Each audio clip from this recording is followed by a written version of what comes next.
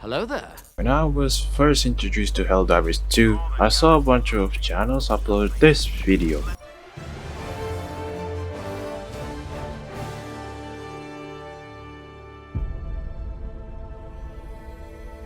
Super Earth, our home.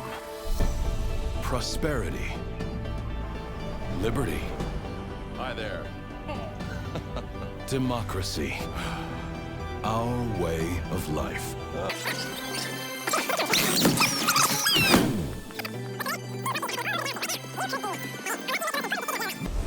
Prove to yourself that you have the strength and the courage to be free. Join the Helldivers. Become part of an elite peacekeeping force. See exotic new life forms. And spread managed democracy throughout the galaxy. Become a hero. Become a legend.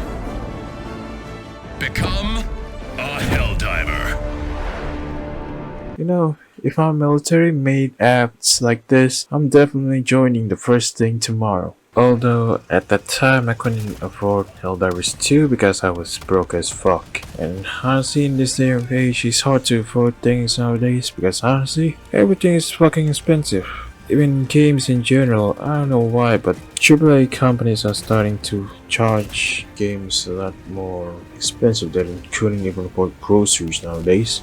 I mean, like, if the game itself is good, then I will pay extra, or maybe just pay the full price and say fuck it, I'm gonna empty my wallet because of it, but only if the game is worth to play. Because if you're just charging games for, I don't know, quick cash up and shit, and you better quit, being a game developer and shit. It's not what gaming's supposed to be. Far from that, I've been watching some people play Helldivers 2 or some YouTube videos online. Some famous channels as well have played the game, the reviews, the news, and honestly it just makes me more interested in buying the game. And then fast forward to a year and a half later, I bought Helldivers 2.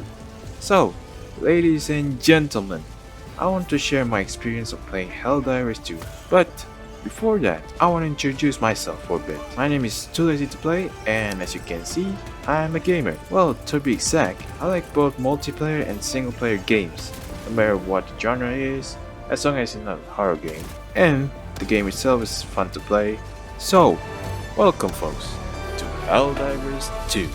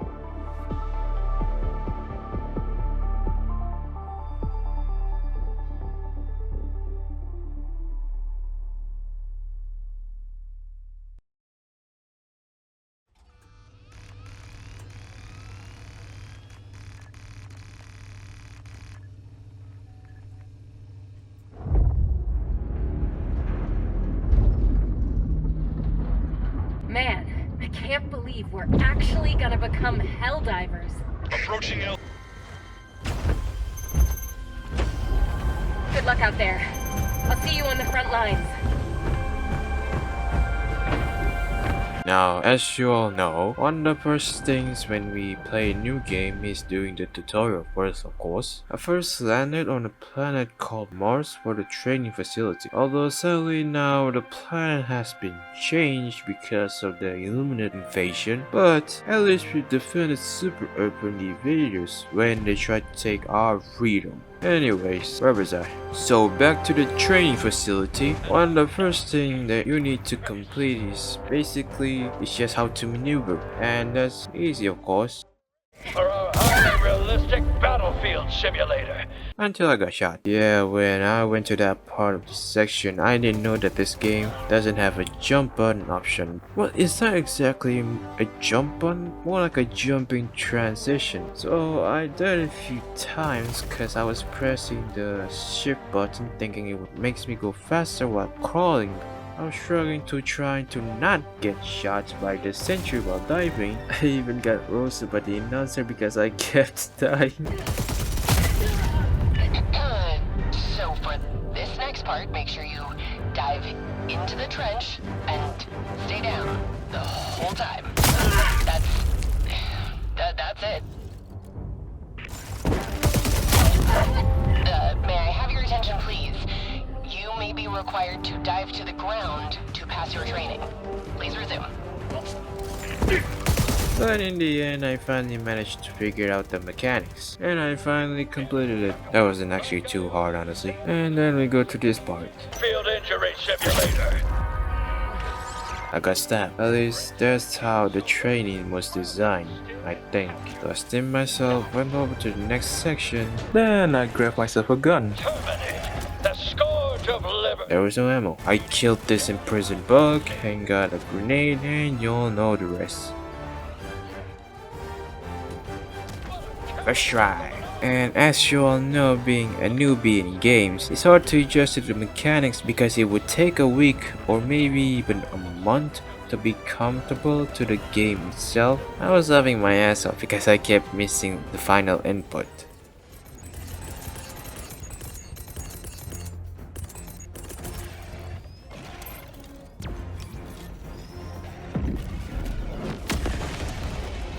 And I thought that this section wasn't finished because I have to do it a few times until my dumbass realized I can just go through the freaking hall, and I'll just skip some of the parts. But for the summary, I learned how to reinforce, kill some bugs, blow some holes, blow myself, and trying out the machine gun, resupply, trying out the terminal. I like the fact for the input for stratagems and terminals looks like a rhythm game. Honestly, I'm kinda digging it. Kill some more bugs, blow some more holes, and blow myself accidentally once more, and I finally got my first cape. Now there's a Helldiver. You remind me of a younger me. Fearless and vulnerable, you're finally ready for the realest deal of them all. The Galactic War. Liberty, democracy, justice. They're in your hands now. General Brush, over and out.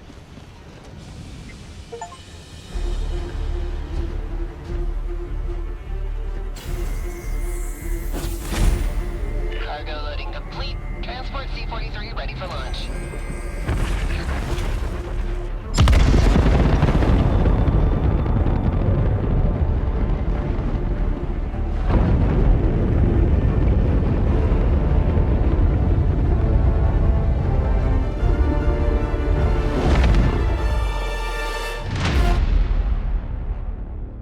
And this is where my first journey started. I got my own ship and named it Titan of Steel. And we decided to look around, and we got some people managing the ship just for one Helldiver. Kinda reminds me of Warhead a bit, but much more spacious and luxurious. Kinda a bit too much for one dude, isn't it? But oh well, we don't really ask about these things. I was having a little conversation with this guy, and I started on my first mission on the bug planet.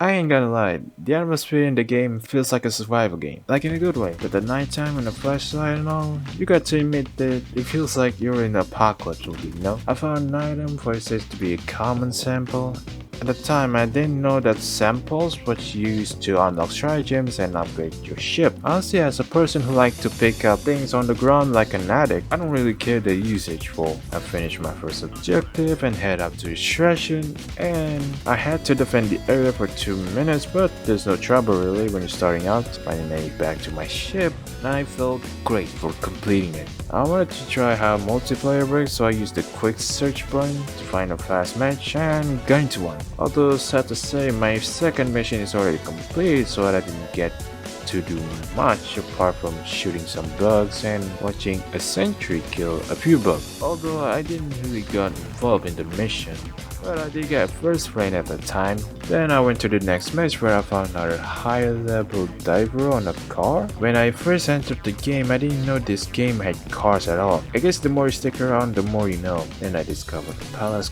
called a bunker, which requires 2 persons to open the door and what benefits you found inside. And of course, as a newbie, I don't know what some of the items are, but honestly, I don't really pay attention to it at first. I'm just here for the chaos, the shootings, and overall just playing the game. Then I stumbled to a second bunker, and this guy next to me dropped his items. I was curious and tried it out, and my god, my brain just really went, oh my god!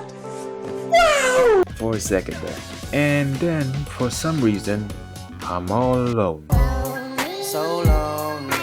So I had to finish this mission all by myself. The thing is, I didn't know how to complete it. Like, all I understand is just the objective is to collect some sort of hard drive. So I went there, had some encounters, and I got acid rain on my face, and for some reason it didn't do any damage at all, but oh well. Killed some bugs and finally reached to my destination. Now this clip was a little painful when I was starting out, cause all it says to destroy it but doesn't say how to. It took me a while to figure out you need a hellbound for it, but when I was trying to input my stratagem, it didn't work because my other hand I had the SSD and I didn't know you need to drop it first and then you can finally call a hellbound. I really thought the game was buggy and I was trying to search for a fix, and not knowing to fix itself is to drop the SSD.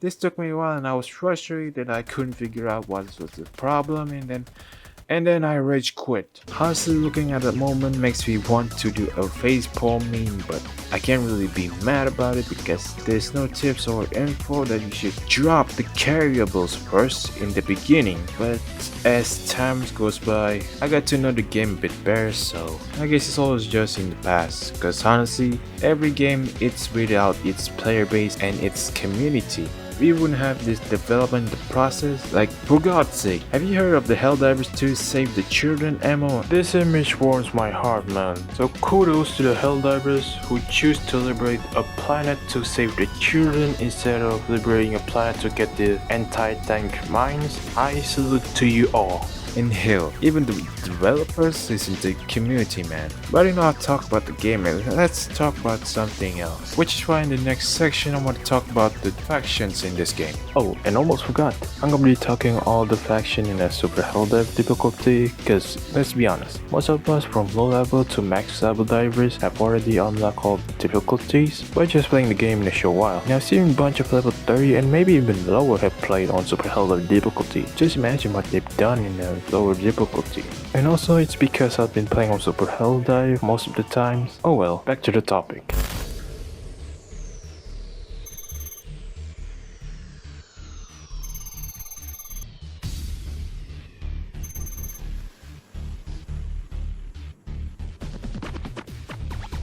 I think I can speak to most of the divers that this is the first faction that we've encountered for mainly 2 reasons. Number 1 being we choose a random faction and most of the time it falls down to the terminus. Number 2, you saw some people playing on the bug planets, so you instantly choose the latter. When I first played on the bug planets, I instantly immersed myself into a Starship Trooper soldier. I'm doing my part! I'm doing my part. I'm doing my part. I didn't do fucking shit! This is how I felt when I fought the bugs. And when it comes to fighting these things, I would say it's one of the most easiest enemies that you can kill. Mostly because 80% of the type of the bugs are killable with just like penetration weapon, and the rest can just be killed with either stratagems, medium and heavy penetration weapons, or even a thermite grenade. But there's also some cons when it comes to fighting the bugs, and one of the main reasons is these things spawns a lot of bugs. Let me give you a brief example. This is how the terminus sound on their friends. They shoot out some sort of gas out of their mouths and the bugs pop out from the ground. Now this can be varied depending on the difficulty, but on Super Helldive, you gotta be bringing sentries on every run because you have no idea how many bugs will come out the ground. That's not the worst part. Heavy enemies are more common when the bug breaches is happening, and it's gonna be hard if you don't have the right tools to deal with them. The moment when they spawn out the grounds, it can last about a few minutes until it's all cleared. But it's gonna be hard to kill all of the bugs near you because some of them have high hit points and high quantity, and they're really fast. Some even are able to jump at you and go invisible, but honestly, it's pretty useless because it's still pretty visible, and the bugs are pretty smart when trying to get behind you, so you might want to watch your back a few times. They're just like spies in TF2. Backstabbing you out of nowhere. Now, for the big boys, they aren't exactly hard to kill. You can just one-shot them in the head, which is basically their weak points, with some anti-tank weapons or a thermite. As for the Impeller though, you need to make him pull out its tentacles so it will reveal its forehead, and you can just shoot him with some anti-tank weapons on the forehead and boom, instantly killed. Also some note, if you try to aim it other than the forehead, it won't exactly instant kill them, so try your best to shoot them in this particular forehead.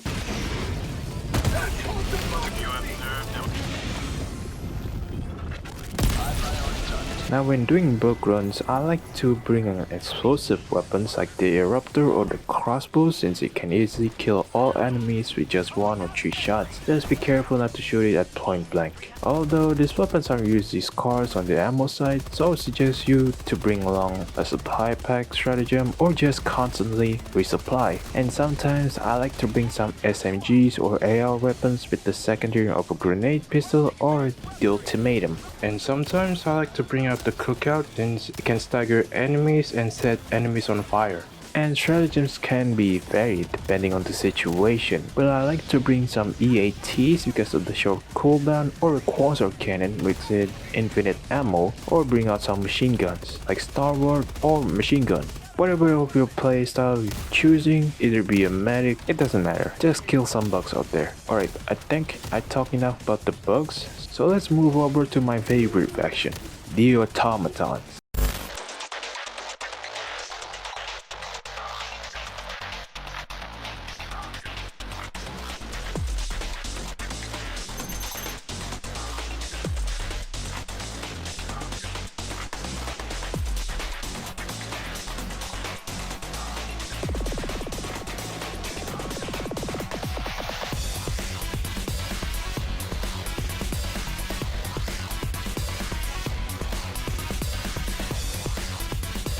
If I can describe this faction as a video game, I would call it Ragdoll Simulator, due to the fact that they have cannons and rockets causing you to fall down and making you go flying, causing you to get shredded in front of the bots. Like honestly, you can't really do much when you're in a ragdoll state, flying around and dying from the impact and lasers. And even though there's a mechanic that lets you stem in mid-air, you can't really do that when you get ragdoll all over the place. But despite all the chaos amidst by the automatons, they're pretty easy to kill. In fact, you can't even kill Devastators with just shooting them in the head with a light penetration weapon. You can even destroy a Hulk with just shooting it in his head with just a Devastator.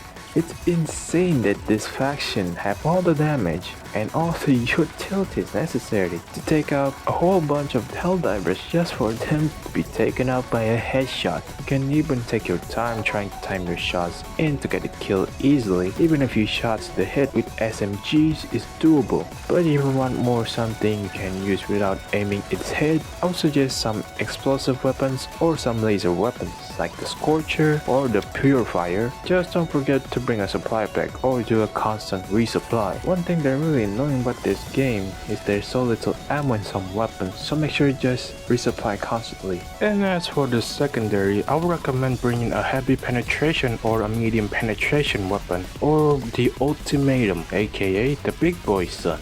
Even though this weapon only have 2 projectiles in total, it has a decent amount of damage for taking care of heavy enemies quickly and even easily destroy spawners. Now for all the faction in the Helldivers 2, the heavy enemies in the automatons are one of the most strongest and most broken enemies the divers ever fought. We got the Hulk, tanks, factory striders. For killing Hulks, it's not as hard as you think it is. It's almost the same thing as to kill a charger, but their weak point seems to be a little weaker, that a few devastating shots could kill them. Basically any heavy penetration weapon is able to kill them if you aim it in its weak spots. Even an almost fully charged railgun can just one-shot them. Now the tanks have 3 types: the machine gun, the cannon and the machine gun combo, and the missile launcher. You can pretty much destroy them with anti-tanks weapon if you aim it at the top where their weapon's at. Now for the cannon combo, sometimes you need 2 shots to destroy it, but you can also destroy it in one go if you shoot it at the back of its exposed area. And here comes the real challenge: the factory strider. It's big, it's fat, it has a cannon and a machine gun strap in front of its face. It spawns devastators, and yes, these things hits hard. Honestly, there's not really much effective method to taking out the factory striders. However, an anti-tank emplacement and an orbital laser seems to do the job. And I would recommend taking out their guns first, because you can easily destroy them with some anti-tank, and the weapons on them really rips you to pieces if you're not fast enough. And luckily the factory striders don't really spawn that often. Sometimes they exist in certain POIs, and sometimes the dropship will drop them when their flare is out, but it's not really that common. I guess all you need to worry about them is to not get shot or get ragdolled. And we got the last and final faction, the Illuminates.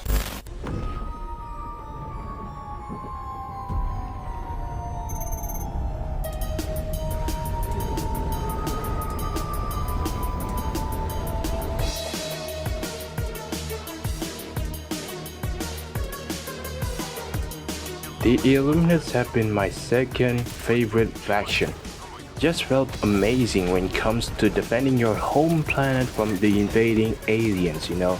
Like there's one movie called Independence Day. It was a good movie, by the way. It's just a strange feeling when the citizens turn into a mindless zombies, and the only thing you can do is just put them out of their miseries, and you have no idea how fun it is to use melee weapons fighting the aliens. You can even do an overseer and just throw hands with them, or in this case melee weapons, as you took each other out.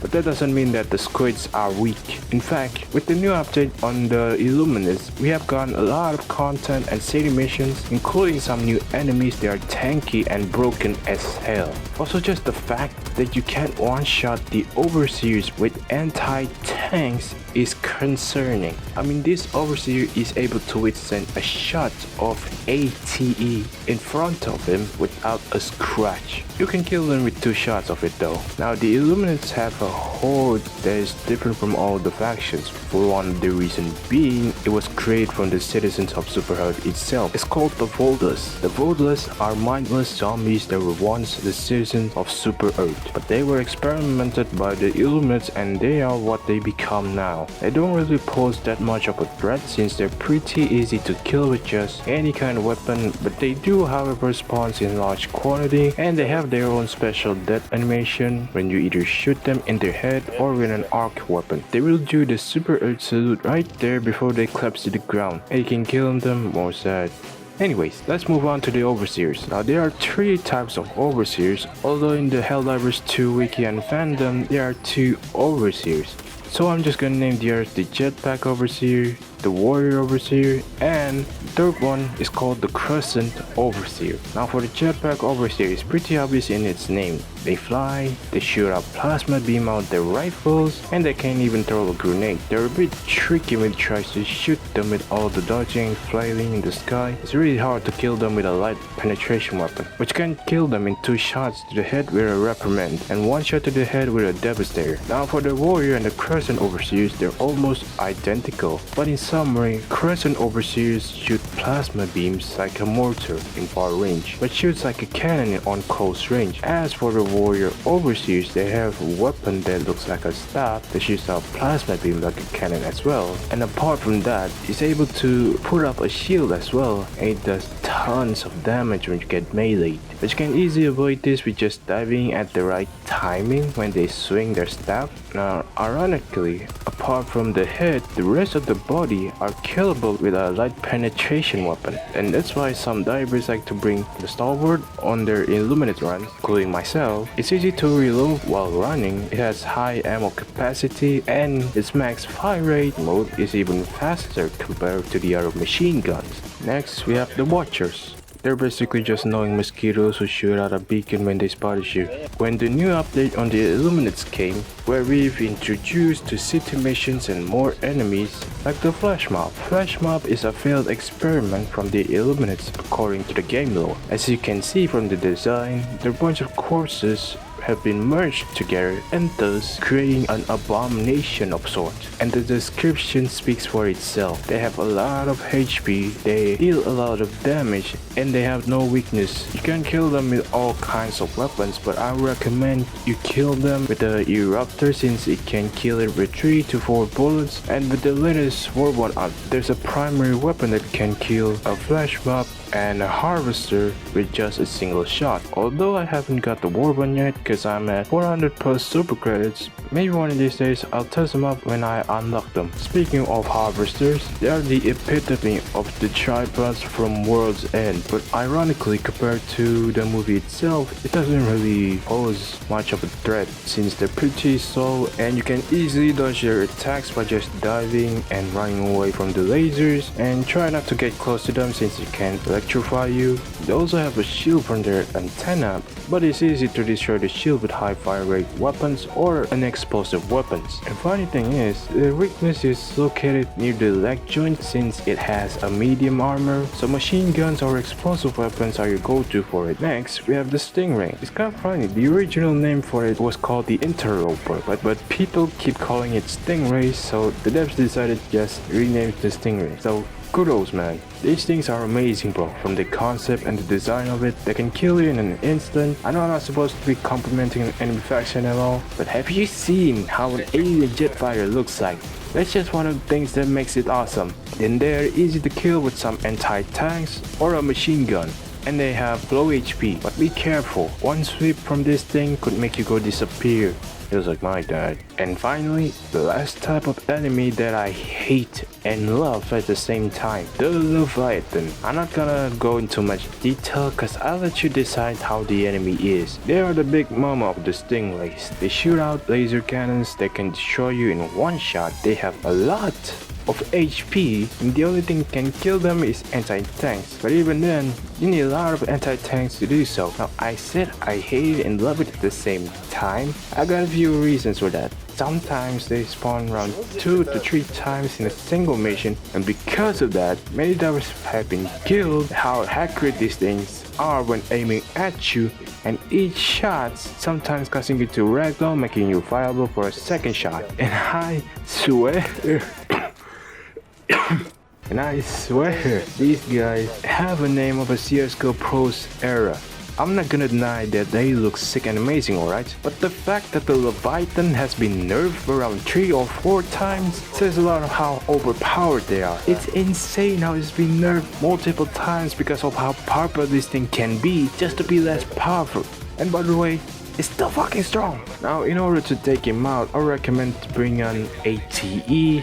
If you have any spare stratagem slots, other anti-tanks would work, but it takes a long time to do so, and they can just disappear and a new one will come up brand new as if nothing happened. Now, their weak points is basically anywhere when you shoot it at the same spot. Once the armor is exposed, you can deal a lot of damage through the exposed area, and you can even destroy the cannons on the Leviathans. But if you're not bringing any anti-tanks at all, you can just avoid them by just hiding in cities and alleys. But if you're in an open area, you're basically fucked, alright? I think that's just about it. We talk a lot about factions, and I want to talk about other things like stratagems and weapons, but I kinda got off limits when making this video.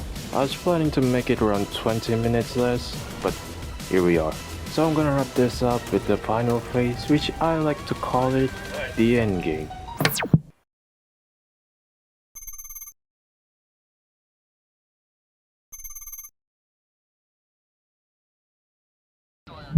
When we reach a certain point of everything that the game has to offer, like unlocking all unlockables, skins, max resources, characters, and other things, there's nothing really much else to do except for two things, which is first, the narrative is completed, meaning the journey has ended, you've defeated Sauron, you celebrate your victory, and you come back home doing the same thing you did before, and second, waiting for the next update like new content, new maps, new weapons, etc. This, however, depends on the company itself on how fast can they make new content for their game. For Helldivers 2, they're pretty fast when making new stuff for people to enjoy. And what I like about this game, there's a different type of enemies that are not the same. What I meant is the sub-factions, like the Bloom, Fire Brigade. We don't have any sub-factions for the Illuminate, maybe in the future. However, I would say the quality of updates can be explained with a 50-50 chance. 50% is gonna be good, 50% is gonna be bad.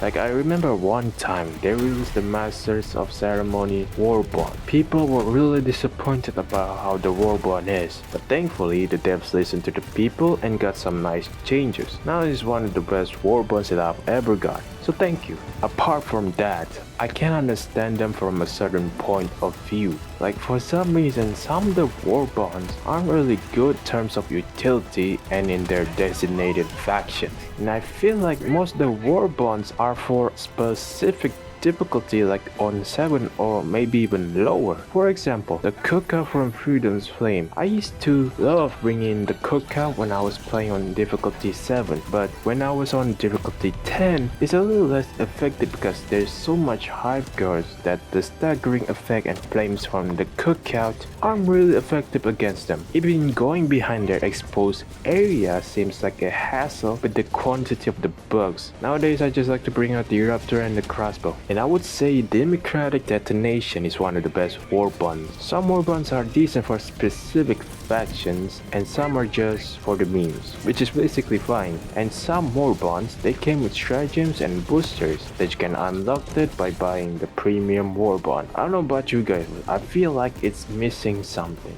I mean, look, we got new updates and some nice Warbonds, but it all died easily, not because of how strong the enemy is, but because of lack of utilities in loadouts and gears. We don't have enough ammo or low magazine. The only good boosters is the 4 horsemen, the rest are 50-50. Stratagem slots are only 4, and there are a bunch of bugs that needs fixing as well. I don't know why, but my game sometimes crashes when playing on Ocean. I tried to lower my graphics and it seems it didn't work, but luckily I managed to fix it by verifying the integrity files, and ragdolls, they're annoying as fuck. They need to tone it down a bit. I can't stop flying from rockets and cannon shots, and for the love of democracy, please bring out a minigun with a heavy penetration. But I guess I can't really be mad at them all the time, you know? I mean, it's not perfect of course, but remember, they make super credits, farmable, kinda time consuming to grind them, but at least they're free. And devs who listen to the community, that's something, you know? It has its moments and ups and downs, and of course not gonna be for everybody,